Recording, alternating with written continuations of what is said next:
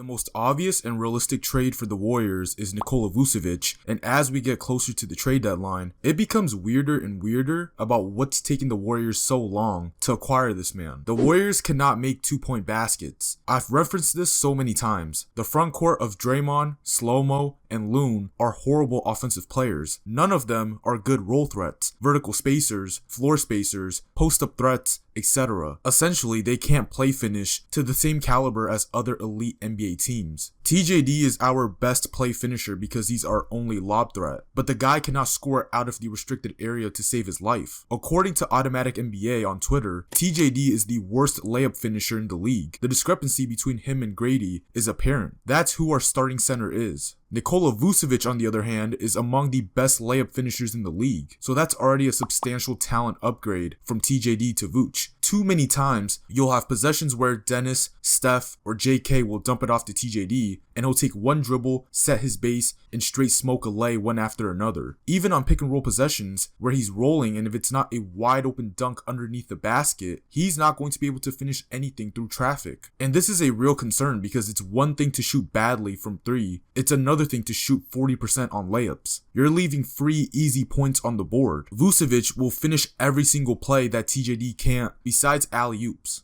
And quite frankly, I don't care too much for it because Vucevic is one of the best mid-range scorers as a big. He's shooting 58% on all mid-range shots. That's 98th best among all bigs. Very good paint finisher as well. That's going to be extremely useful if we run into teams that play zone defense. Miami ran their zone against us and had us in a straight chokehold. And part of the reason why we struggle so much is because we don't have a front court player that can flash to the middle and be a legit threat to capture the attention of all 5 players. Vucevic will certainly fill that void. He can score and pass in positions that Draymond, Slow-Mo, and TJD can't. Another thing that I don't understand why people are not mentioning enough is the fact that Vucevic is a stretch big. And you might be saying, well, duh, we knew that. But here's what you're not getting. Obviously, he'll open up the floor more for our athletic players to get downhill and not see as much traffic. But what he'll really do is raise our offensive ceiling. Steve Kerr likes to put Steph off the ball in this motion offense to come off screens. But defenses over the years have solved this offense from the Warriors by straight denying Steph the use of the screen by top blocking, and the screen defender will sag off of Draymond or whoever the offensive hub is to cover the back cut. This pretty much forces Draymond to A, run second side action, or B, shoot the ball. The defense pretty much has full control over Steph. That was why Toronto was able to slow Steph down in the clutch the other night. Now, if you imagine a scenario where Vucevic is setting an off-ball screen for Steph, also forgot to mention that Vooch is a great screener, or if he's trying to run a handoff for Steph, and the defense plays that type of coverage, then Vooch will get easy wide open catch and shoot 3 balls. Right now, Vooch is shooting 43% behind the arc. That is 90th among all bigs in the NBA. He would make the Warriors offense that much more deadly. And if the screen defender honors his shooting ability, well then Steph will either get an easy bucket off of the back cut, or the defense is now in rotation. Or you can imagine a scenario where we face a switching defense, and Vooch can catch the ball in the post and make reads off of the post splits. Now, I'm not sure how good of a passer Vooch is, but according to Cleaning the Glass, his assist percentage and his assist to usage ratio numbers are in the 80th to 90th percentile, which should be good enough for this team. But if not, if Vooch has a smaller defender on him, he can easily take advantage of that. Outside of KD, who have the Warriors had that can do that in the last 5 years? Not only will he be able to help the offense, but he'll be able to finally unlock Dennis Schroeder on this team. Dennis has fallen off since being traded to the Warriors due to many reasons, like his shot making wasn't as great as it was in Brooklyn. His role on offense has not catered to his brand of basketball, and the roster construction does not complement his style of play. According to Cleaning the Glass, Dennis has the best defensive impact with the best defensive on and off stats on this team. Teams score much less and shoot worse when he's on the floor compared to off. His presence also keeps teams off the glass and shoot less free throws. It's actually quite impressive since all of these numbers rank in the 90th percentile or more. But when you look at the offensive impact, his on and off stats are horrendous. They're the worst on the team and the worst in his career. The Warriors scored 22.2 points less with him on the floor compared to off. They shoot much worse and turn the ball over much more. This cannot continue to happen because Dennis's value will be burnt to the ground. It's already getting there. Now there's a ton of ways for them to fix this, but one of the ways is to acquire Vucevic. In order to have a deadly two-man game, you need to have a deadly roll threat. Dennis is a heavy pick and roll player, and having him run pick and roll with TJD and Draymond Green is pretty much the same as watching paint dry. Because you have to remember, Dennis was having a career year in Brooklyn with a much better front court compared to Golden State. Dennis Schroeder and Quentin Post ran one pick and roll possession in the Indiana game without Steph, and it just looked too smooth to not tap into that more. And bringing in a better version of that will help Dennis tremendously. Not to mention, Dennis will also have easier driving lanes to the basket. The fit is there, and the proof is in the pudding. And I don't care if somebody out there is saying Vucevic is a horrible defender, he can't protect the rim, he can't anchor a defense, etc. Quite frankly, I do not care. It's all silly talk to me because this team can barely score 100 points in the Big 2025, and y'all sitting up here worried about defense. Talking about we can't win a chip without defense. Fam, we can't make the playoffs if we can't score. We're a top 10 defense in the league, and we're barely hanging on to the play-in. Everybody keeps emphasizing defense this, defense that, but we're a mediocre team being a good defensive team. And this team is already bad. They lack talent, so this is obviously the move going forward. Nobody's even a generational defender for us to not move off of him for a player like Vucevic. We're also not a good team where we can play off of our defense. We're like one of the worst transition scoring teams in the league. I'm willing to sacrifice it for the offense to elevate because this product is borderline unwatchable and uncompetitive if we keep going through with this trajectory. Like I said in the Jimmy Butler video, every trade has a risk, every trade has a trade-off, and since we have one of the worst offenses in the league, I'm willing to sacrifice a bit of the defense for the offense to get better.